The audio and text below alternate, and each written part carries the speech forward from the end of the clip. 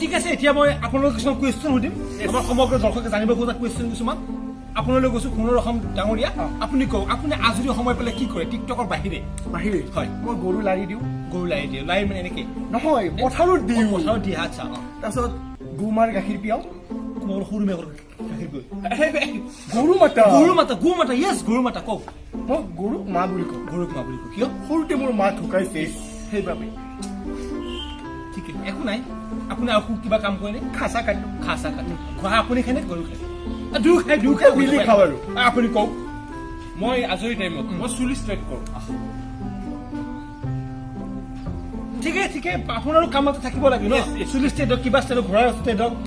কিবা হ'ব ঠিকে আছে আপোনাৰ গাৰ্লফ্ৰেণ্ড আছিলে মানে মোৰ প্ৰথমতে এটা নগাঁৱত আছিল তাৰপিছত মই ডিব্ৰুগড়ত এটা তাৰপিছত মই আৰু নামনি অসম আহি গলো তাৰপিছত মই পাঠশালা এটা পঠালো তাৰপিছত নলবাৰীত দুজনী থাকিল মোৰ আৰু এতিয়া আছে নাই এই এটা কথা হচ্ছে মই এতিয়া চিংগুল মানে চিঙিলা নেকি নহয় SIGWL চিংগুল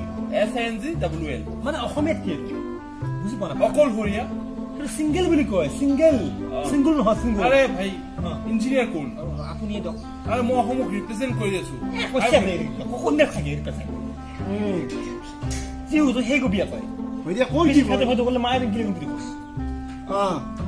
কিয় সোণৰ অসম হৈছে গোটা ভাৰতৰ মেপখন লৈ ঘূৰি আছে নাম দিছে সোণৰ অসম হয় ডাঙৰীয়া